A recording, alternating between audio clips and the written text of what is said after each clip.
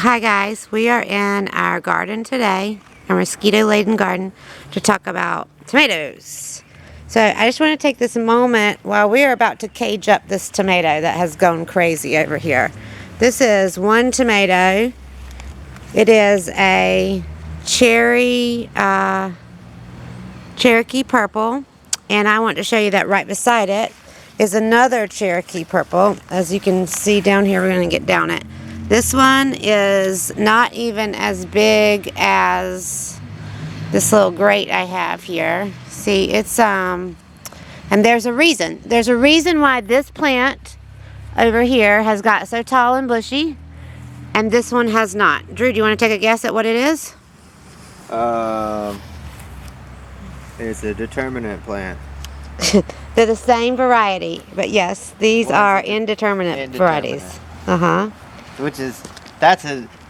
No, those are the same varieties. Both of those plants are Cherokee purple. They came from the same place. One of them is designed only... No, they are the same variety. Oh, then I don't know. Okay, the answer is that this one has a tomato on it. This plant over here. This one has tomatoes on it.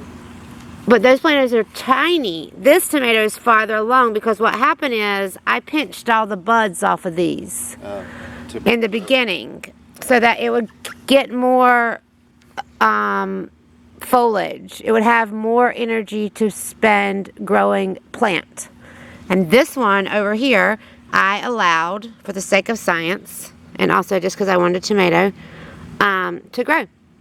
And as you can see, it has put all its energy into its tomato and its fruiting capabilities. This one as well. This is a summer sandwich. It's a different variety.